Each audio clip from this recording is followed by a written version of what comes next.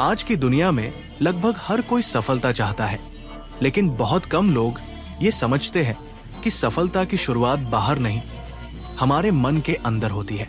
हमारी परिस्थितियां हमेशा हमारे हाथ में नहीं होती, लेकिन उन परिस्थितियों के बारे में हमारी सोच लगभग हमेशा हमारे हाथ में होती है। यही विचार लगभग 70 साल पहले डॉक्टर नॉर्मन विंसेंट पील नाम के एक पादरी और लेखक ने अपनी किताब you can if you think you can में रखा और अमेरिका के करोड़ों लोगों की सोच बदल दी। एक बात यही साफ कर देना जरूरी है, सकारात्मक सोच का मतलब ये नहीं कि सिर्फ अच्छा सोचने से हर समस्या अपने आप गायब हो जाएगी। पील ऐसा दावा नहीं करते। उनका कहना है कि जब मन डर, घबराहट और निराशा से मुक्त होता है, तभी वो बेहतर फैसले ले पाता है, धैर्य रख पाता है और मुश्किल हालात से निकलने का रास्ता ढूंढ पाता है। आधुनिक मनोविज्ञान भी यही कहता है। हमारे विश्वास और हमारी मानसिक आदतें हमारे व्यवहार और नतीजों को गहराई से तय करती है। इसलिए इसे सिर्फ मोटिवेशनल किताब मत समझना, ये असल में सोचने के तरीके को बदलने की एक व्यावहारिक गाइड है। इस वीडियो में हम सिर्फ ये नहीं देखेंगे कि सकारात्मक कैसे सोचना है, बल्कि ये भी समझेंगे कि दिमाग नकारात्मक क्यों सोचता है, विश्वास हमारी क्षमता को कैसे बदलता है, मुश्किल वक्त में शांत रहना इतना जरूरी क्यों है और आधुनिक मनोविज्ञान इस पूरी सोच को किस तरह सही साबित करता है। अगर तुम अंत तक साथ रहे तो हो सकता है तुम्हारी सबसे बड़ी लड़ाई बाहर की दुनिया से नहीं, बल्कि अपने ही मन के भीतर जीती जाए। ऑडियो बुक 177 पर स्वागत है। चलिए शुरू करते हैं। चैप्टर 1, समस्या क्या होती है असल में। जालंधर के एक फ्लैट में विक्रम अपनी डायरी में लिखी एक लिस्ट देखता है। ईएमआई की तारीख नजदीक, ऑफिस का लगभग नामुमकिन सा नया टारगेट, 2 साल पहले शुरू किया डिजाइन स्टूडियो जो 6 महीने में बंद हो गया, और सबसे नीचे हल्के से लिखा एक सपना, अपना कुछ शुरू करने का सपना। हर लाइन उसे एक बोझ जैसी लगती है। क्या तुमने कभी ऐसा महसूस किया है जब समस्याएं इतनी लगने लगे कि गिनती भूल जाओ और लगे कि बाकी सबकी जिंदगी आसान है, सिर्फ तुम्हारी उलझी हुई है। एक पुरानी कहानी है। जॉर्ज नाम का एक आदमी हमेशा शिकायत करता रहता था। पैसों की तंगी, घर का झगड़ा, बॉस की डांट, सेहत की चिंता। एक दिन उसका एक समझदार दोस्त उसे शहर के पुराने कब्रिस्तान ले गया और कब्रों के पत्थर पढ़ने को कहा।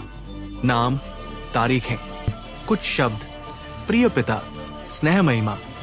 फिर दोस्त ने पूछा, बताओ जॉर्ज, इनमें से किसी की कोई समस्या है? जॉर्ज खामोश रह गया। दोस्त बोला, यही एक जगह है जहां किसी की कोई समस्या नहीं। जहां भी जिंदगी है वहां समस्याएं भी है। तुम्हारे पास समस्याएं हैं, इसका मतलब तुम अभी भी खेल में हो। समस्याएं सजा नहीं है, वो इस बात का सबूत है कि तुम कुछ बनाने की, आगे बढ़ने की कोशिश कर रहे हो। और हर समस्या के अंदर उसके हल का बीज पहले से मौजूद होता है, बस देखने का तरीका बदलना पड़ता है। इसे एक तस्वीर से समझो। अगर कोई तुम्हारी तरफ कटार फेंके तो उसे पकड़ने के 2 ही तरीके हैं। ब्लेड से पकड़ोगे यानी शिकायत और आत्मदया से, तो वो तुम्हें काटेगी। हैंडल से पकड़ोगे यानी उसे एक चुनौती की तरह देखोगे, तो वही कटार तुम्हारे हाथ में हथियार बन जाती है। समस्या वही रहती है, बस पकड़ने का तरीका बदल जाता है। जरा सोचो अपने बुजुर्गों के बारे में। वो किसान जो हर साल अनिश्चित बारिश के भरोसे खेत में मेहनत करते थे। बंटवारे के दौर में एक बैग और एक उम्मीद लेकर नए सिरे से जिंदगी शुरू करने वाले लोग। उनके पास कोई सरकारी सपोर्ट नहीं था, सिर्फ हिम्मत थी। वही हिम्मत आज भी हमारे अंदर मौजूद है, बस इस्तेमाल करना भूल गए हैं। जब समस्या आती है, ज्यादातर लोग 2 तरह की प्रतिक्रिया देते हैं। कुछ पूछते हैं, ये मेरे साथ ही क्यों होता है? शिकायत करते हैं, खुद को छोटा महसूस करते हैं। कुछ कहते हैं, चलो इसे सुलझाते हैं, स्वीकार करते हैं, जूझते हैं और हर बार थोड़ा मजबूत होकर निकलते हैं। फर्क समस्या में नहीं, नजरिए में होता है। विक्रम अपनी लिस्ट फिर उठाता है। इस बार कुछ मिटाता नहीं, बल्कि हर लाइन के आगे एक सवाल लिखता है। इसमें क्या सीख है, ईएमआई की चिंता के आगे लिखता है, पैसों को गंभीरता से समझना होगा। टारगेट के आगे लिखता है, काम करने का तरीका बदलना होगा। और उस अधूरे सपने के आगे थोड़ी देर रुककर लिखता है, शायद ये खत्म नहीं हुआ, सिर्फ रुका हुआ है। समस्याएं जिंदगी की सजा नहीं, जिंदगी का पाठ्यक्रम है। और हर पाठ्यक्रम एक सबक देकर अगली क्लास के लिए तैयार करता है। चैप्टर 2, डर को हराने की एकमात्र दवा। कुछ हफ्तों बाद ऑफिस की एक मीटिंग में विक्रम के पास एक नया आइडिया है, जिस पर उसने रातों को जागकर प्रेजेंटेशन बनाई है। लेकिन मीटिंग का वक्त पास आते ही दिल तेज धड़कने लगता है, हथेलियां पसीज जाती है और वो लैपटॉप बंद कर देता है। मुझसे नहीं होगा। अगर सबने सवाल पूछे तो? मीटिंग में जाता तो है, पर आइडिया दबाए चुपचाप बैठा रहता है। डर लॉजिक से नहीं हारता। तुम खुद को कितनी भी बार समझाओ कि डरने की बात नहीं, वो फिर भी सीने में जमा रहता है। लेकिन एक ताकत डर से भी बड़ी होती है, आस्था, यानी विश्वास। एक ठंडी सुबह एक जमी हुई नदी के किनारे एक मां खड़ी थी। उसका बच्चा खेलते खेलते बर्फ की सतह पर चला गया। बर्फ टूटी और वो डूबने लगा। मां के पास सोचने का वक्त नहीं था। उसका एक हाथ, जो सालों से गठिया की वजह से लगभग बेकार हो चुका था, उसी हाथ से उसने बच्चे को पानी से बाहर खींच लिया। बाद में जाकर उसे अपने हाथ का दर्द महसूस हुआ। उस पल तक दर्द था ही नहीं, क्योंकि दिमाग में सिर्फ एक चीज थी, मुझे अपने बच्चे को बचाना है। ये ताकत हमेशा हमारे अंदर मौजूद रहती है, लेकिन बाहर तभी आती है जब हम खुद के बारे में सोचना छोड़कर किसी और के बारे में सोचने लगते हैं। और ये सिर्फ संकट के पल तक सीमित नहीं, इसे अभ्यास से भी सीखा जा सकता है। खुद नॉर्मन विंसेंट पील के साथ भी ऐसा हुआ था। जवानी में उन्हें अचानक बिना तैयारी के हजारों लोगों के सामने भाषण देना पड़ा। वो डर से कांप रहे थे। पास बैठे अनुभवी कर्नल थियोडोर रूजवेल्ट जूनियर ने उनकी हालत भांप कर कहा, खुद के बारे में सोचना बंद करो। सामने वो माए बैठी है जिन्होंने अपने बेटे जंग में खोए हैं, उनसे कुछ कहो, खुद के लिए नहीं। और फिर एक लाइन कही जिसने पील की पूरी दिशा बदल दी, जो कुछ भी तुम्हें चाहिए वो पहले से तुम्हारे दिमाग में मौजूद है, बस उसे इस्तेमाल करो। आधुनिक मनोवैज्ञानिक अल्बर्ट बंडूरा ने इसी भरोसे को सेल्फ एफिकेसी नाम दिया। ये विश्वास कि मैं इस परिस्थिति को संभाल सकता हूं। जिन लोगों में ये विश्वास ज्यादा होता है, वो मुश्किलों के आगे जल्दी हार नहीं मानते, बार बार कोशिश करते हैं। और इसीलिए उनके सफल होने की संभावना भी बढ़ जाती है। डर को हराने का तरीका 3 कदमों में है। पहला, अपने डर को साफ साफ नाम दो, उसे धुंधला मत रहने दो। दूसरा, खुद से पूछो, अगर जरूरी हो जाए तो क्या मैं ये कर सकता हूं? जवाब लगभग हमेशा हाँ होता है, क्योंकि जरूरत के वक्त दिमाग कोई ना कोई रास्ता निकाल ही लेता है। तीसरा, किसी और के लिए करने की नीयत से शुरू करो। खुद के डर से ध्यान हटाकर सोचो कि ये काम किसी और की मदद कैसे करेगा। डर अपने आप हल्का होने लगेगा। अगले हफ्ते वैसी ही मीटिंग फिर आती है। इस बार विक्रम लैपटॉप बंद नहीं करता। गहरी सांस लेकर सोचता है, ये सिर्फ मेरे लिए नहीं, अगर ये आइडिया काम कर गया तो टीम का काम भी आसान होगा, क्लाइंट को भी फायदा होगा। वो स्लाइड्स दिखाता है। आवाज शुरुआत में कांपती है, पर वो रुकता नहीं। डर झूठ बोलता है कि तुम तैयार नहीं हो। सच ये है कि जरूरत पड़ने पर तुम हमेशा तैयार निकलते हो। चैप्टर 3, हार मत मानो। 6 महीने बाद विक्रम ने अपना डिजाइन स्टूडियो नौकरी के साथ साथ दोबारा शुरू करने की कोशिश की है, पर नतीजे उम्मीद जैसे नहीं आ रहे। क्लाइंट्स कम है, पैसा कम आ रहा है, थकान बढ़ रही है। एक हितैषी दोस्त कहता है, यार छोड़ दे, तूने कोशिश कर ली। हर किसी की किस्मत में बिजनेस नहीं होता। और सच कहें तो विक्रम खुद भी थका हुआ है। लॉजिकल होकर छोड़ देने का मन करता है। 1960 के रोम ओलंपिक्स में हेज जोन्स नाम का एक धावक हाई हर्डल्स में गोल्ड मेडल का सबसे बड़ा दावेदार माना जा रहा था। रेस हुई और वो तीसरे नंबर पर आया, ब्रॉन्ज मेडल। पूरी दुनिया के सामने एक भरी पूरी नाकामी।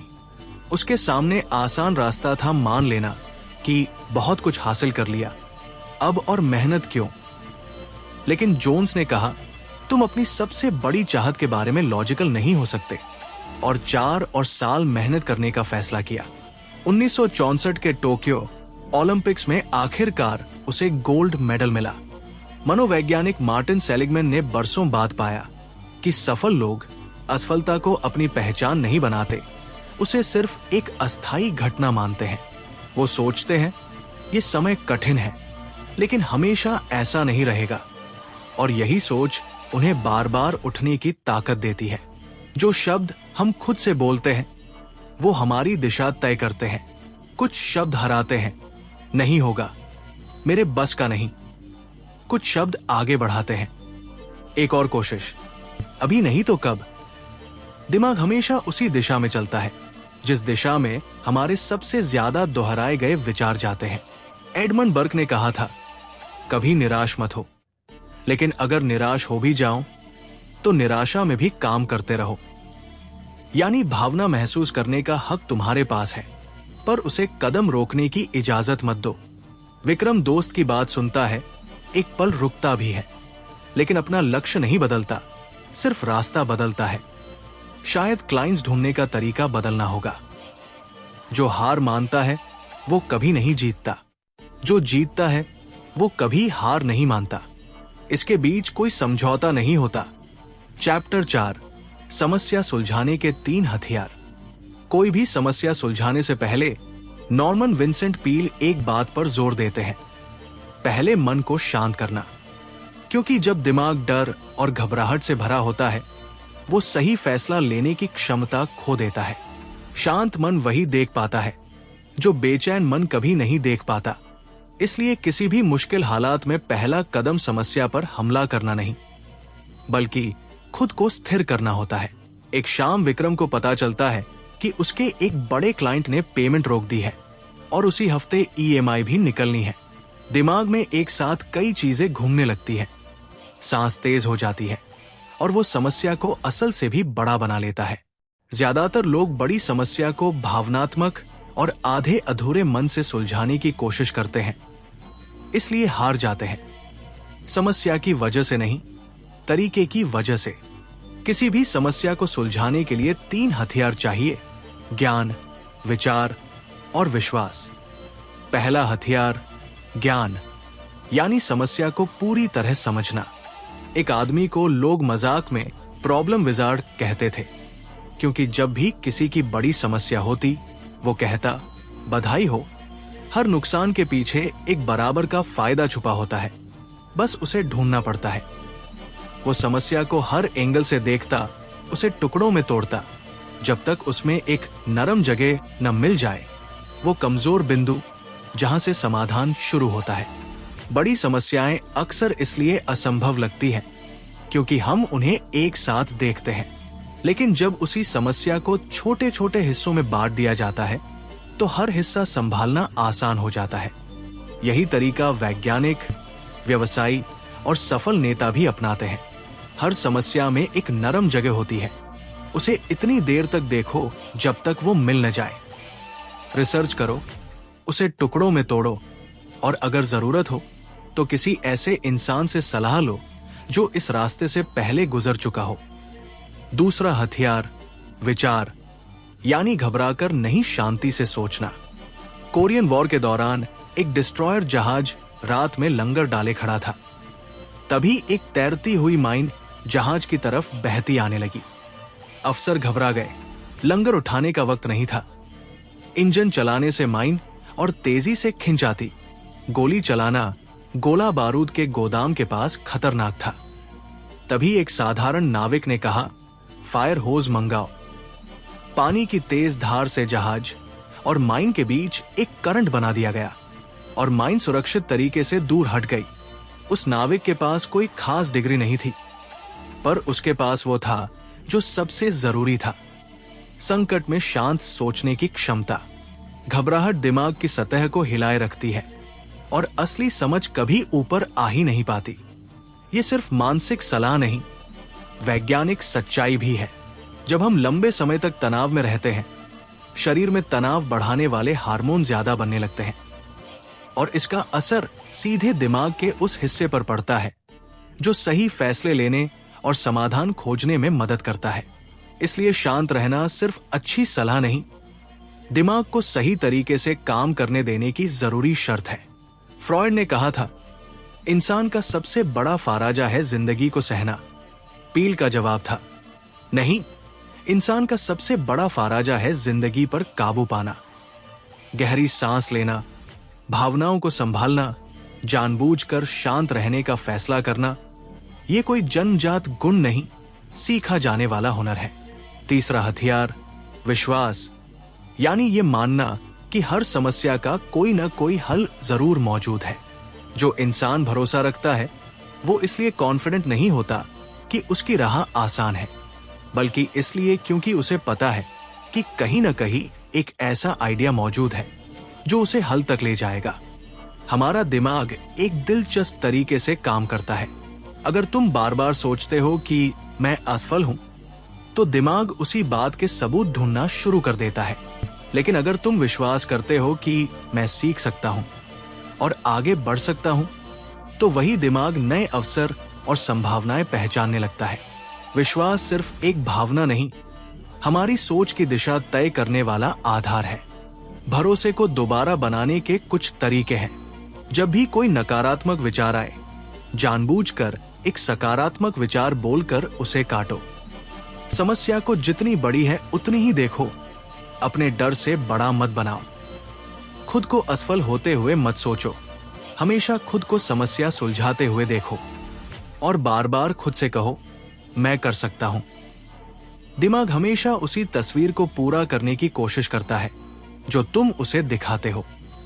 विक्रम एक स्टिकी नोट अपने डेस्क पर चिपका देता है। जानो, सोचो, मानो और अपने क्लाइंट की समस्या को एक एक करके टुकड़ों में तोड़ना शुरू करता है। घबराहट की जगह अब एक शांत फोकस है। जब अपोलो 13 मिशन अंतरिक्ष में संकट में फंस गया था, पूरी दुनिया को लगा कि अंतरिक्ष यात्री शायद कभी वापस नहीं लौटेंगे। लेकिन नासा की टीम ने घबराने के बजाय समस्या को छोटे छोटे हिस्सों में बांटा, हर संभावना पर शांत मन से विचार किया और असंभव लगने वाली स्थिति का समाधान निकाल लिया। ये घटना साबित करती है कि संकट के समय घबराहट नहीं, स्पष्ट सोच सबसे बड़ी ताकत होती है। समस्या कभी तुमसे बड़ी नहीं होती जब तक तुम उसे अपने ही दिमाग में बड़ा बनाते नहीं रहते। चैप्टर 5, सपनों को हकीकत बनाने का कानून। एक रविवार विक्रम को अपने पुराने सामान में कॉलेज के आखिरी साल की एक डायरी मिलती है जिसमें लिखा है, मैं अपना खुद का डिजाइन स्टूडियो बनाऊंगा। कुछ ऐसा जो सिर्फ पैसों के लिए नहीं, असली मतलब के लिए हो। वो लाइन पढ़कर उसे अजीब लगता है, जैसे किसी और ने लिखी हो। उस लड़के में इतनी उम्मीद थी। कैंसस सिटी में वॉल्ट डिज्नी नाम का एक जवान लड़का अपने कार्टून लेकर एक अखबार से दूसरे तक भटकता रहा। हर एडिटर का जवाब था, तुम्हारे अंदर कोई हुनर नहीं, भूल जाओ। एक पादरी ने तरस खाकर उसे चर्च का विज्ञापन बनाने का छोटा सा काम दिया। वो चर्च के गैराज के ऊपर एक ऐसे कमरे में सोता था जहां चूहे घूमते थे और उन्हीं चूहों में से एक बना दुनिया के सबसे मशहूर कार्टून किरदार की प्रेरणा, मिकी माउस। छोटे मौके अक्सर बड़ी शुरुआतों की नींव होते हैं। यहां से सफलता पाने का एक तरीका 4 कदमों में समझा जा सकता है। पहला कदम, एक साफ फोकस्ड लक्ष्य बनाओ। मुझे कुछ बेहतर चाहिए, ये लक्ष्य नहीं, सिर्फ इच्छा है। असली लक्ष्य होगा, मैं अगले 18 महीनों में अपना फ्रीलांस डिजाइन स्टूडियो शुरू करूंगा। जितना साफ लक्ष्य होगा उतनी ही तुम्हारी ऊर्जा एक दिशा में जुटेगी। दूसरा कदम, अपने लक्ष्य की जांच करो। क्या ये तुम्हारे गहरे मूल्यों से मेल खाता है? क्या ये तुम्हें बेहतर इंसान बनाएगा? सिर्फ ज्यादा पैसे या मशहूरी वाला नहीं। विक्रम खुद से पूछता है, क्या ये सपना सिर्फ मेरे ईगो के लिए है या इसमें कुछ असली मतलब है? वो सोचता है कैसे उसने छोटे दुकानदारों के लिए बेहतरीन ब्रांडिंग बनाई थी, कैसे उनका बिजनेस बढ़ा था। हाँ, ये सपना असली है। तीसरा कदम, अपने लक्ष्य को दिमाग में देखो और उस तस्वीर को मिटने मत दो। तुम अपने भविष्य की जो तस्वीर बार बार मन में देखते हो, दिमाग धीरे धीरे उसी तस्वीर को हकीकत बनाने लगता है। एक ट्रेपी स्टूडेंट ऊंचे बार को देखकर डर जाता है। मुझे लगता है मैं गिर जाऊंगा।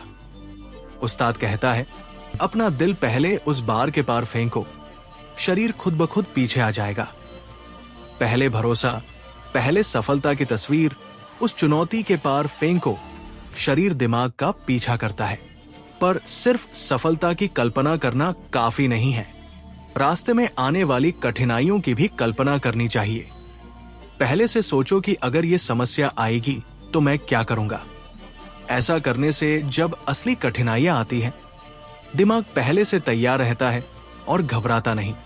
विक्रम अब हर रात सोने से पहले कुछ मिनट आंखें बंद करके अपने स्टूडियो की तस्वीर देखता है। डर की नहीं, सफलता की। हर दिन थोड़ा और साफ। चौथे कदम पर बढ़ने से पहले एक बात समझनी जरूरी है। चिंता किसी समस्या का हल नहीं करती, बल्कि उसे और बड़ा बना देती है। जितना ज्यादा इंसान किसी डर के बारे में सोचता है, उतना ही दिमाग उसे असली खतरे जैसा महसूस करने लगता है और धीरे धीरे एक छोटी सी समस्या भी पहाड़ जैसी दिखने लगती है। चौथा कदम, सकारात्मक सोच को अपने लक्ष्य के पीछे लगातार लगाए रखो। नकारात्मक विचार आसपास की दुनिया को भी नकारात्मक तरीके से हरकत में लाते हैं और नकारात्मक नतीजे खींचते हैं। सकारात्मक विचार ठीक उल्टा करते हैं। यहाँ एक बात समझना जरूरी है, सकारात्मक सोच का मतलब ये नहीं कि तुम अपनी समस्याओं को नजरअंदाज करो। इसका मतलब है कि तुम समस्या को देखकर घबराओ नहीं। सकारात्मक व्यक्ति भी मुश्किलें देखता है, लेकिन वो घबराहट की जगह समाधान पर ध्यान देता है। यही सोच उसे बाकी लोगों से अलग बनाती है। विक्रम वो पुरानी डायरी उठाता है, आखिरी बार उस पुराने पन्ने को पढ़ता है, फिर नया पन्ना पलटकर लिखता है, मैं ये करूंगा और इस बार मैं नहीं रुकूंगा। चैप्टर 6, तुम कर सकते हो अगर तुम सोचते हो कि तुम कर सकते हो। 1 साल बीत चुका है। विक्रम की कहानी कोई परीक्षा नहीं बनी। स्टूडियो अभी भी छोटा है। हर महीने पूरे पैसे नहीं आते। कुछ रातें अब भी मुश्किल होती है, लेकिन कुछ बदल चुका है और वो बदलाव बाहर से नहीं, अंदर से आया है। अब वो हर मुश्किल देखकर पहले से खुद को हारा हुआ नहीं मानता। उसके पास अब 2 नए क्लाइंट हैं जो उसे अपने दोस्तों तक रेफर कर रहे हैं। छोटी जीत है पर असली है। विक्रम ने सीखा, समस्याएं सजा नहीं, जिंदगी का पाठ्यक्रम है।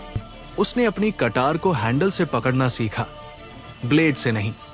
उसने सीखा कि डर सच नहीं बोलता, और जब उसने खुद के बारे में सोचना छोड़कर किसी और की मदद के बारे में सोचा, आस्था ने डर को पीछे धकेल दिया।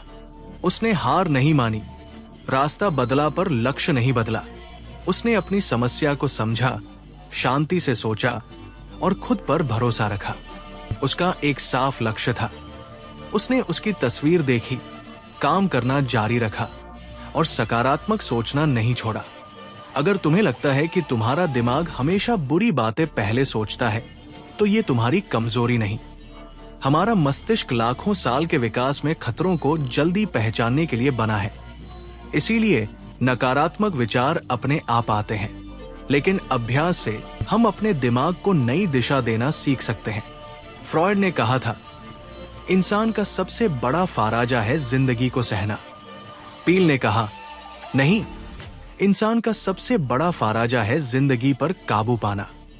जब तक तुम हार की सोच को अपने दिमाग से बाहर रखते हो, हार तुम्हें हरा नहीं सकती। उम्मीद से भरा इंसान सबसे अंधेरी जगह में भी उम्मीद और भरोसे की रोशनी डाल देता है और वो जगह जगमगा उठती है। मनोचिकित्सक विक्टर फ्रैंकल ने अपने जीवन के सबसे कठिन समय में भी आशा नहीं छोड़ी थी। उनका मानना था कि जब इंसान के जीवन में कोई मकसद होता है, तब वो सबसे कठिन हालात भी सह सकता है। इसलिए सकारात्मक सोच की जड़ सिर्फ खुशी नहीं, बल्कि जीवन का मकसद है।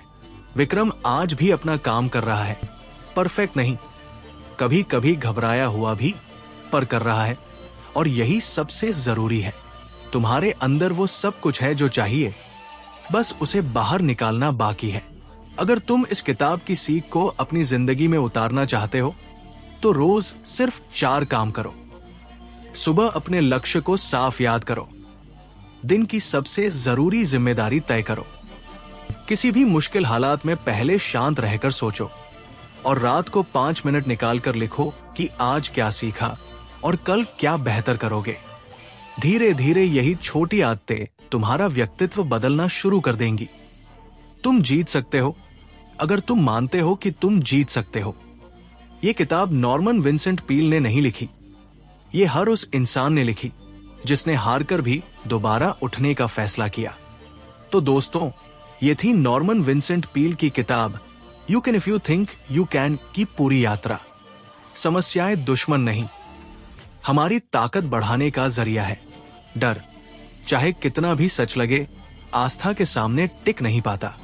हार मानना कोई विकल्प नहीं, रास्ता बदला जा सकता है, लक्ष्य नहीं। और हर बड़े सपने के पीछे एक साफ लक्ष्य, एक स्पष्ट तस्वीर और लगातार सकारात्मक सोच होनी चाहिए। बताओ, क्या तुम सोचते हो कि तुम कर सकते हो? अगर इस वीडियो ने तुम्हें एक भी ऐसा पल दिया जब तुमने सोचा हाँ मैं फिर कोशिश करूंगा, तो समझो पील का काम पूरा हो गया। कमेंट में बताओ वो एक चीज क्या है जो तुम आज फिर से शुरू करोगे। अगर वीडियो पसंद आया हो, लाइक करो, उस दोस्त के साथ शेयर करो जिसे आज इसकी जरूरत है। और ऐसी ही जिंदगी बदलने वाली किताबों की कहानियों के लिए ऑडियो बुक 177 को सब्सक्राइब करना मत भूलना। अगली बार एक और किताब लेकर आएंगे। तब तक याद रखना, तुम कर सकते हो अगर तुम सोचते हो कि तुम कर सकते हो।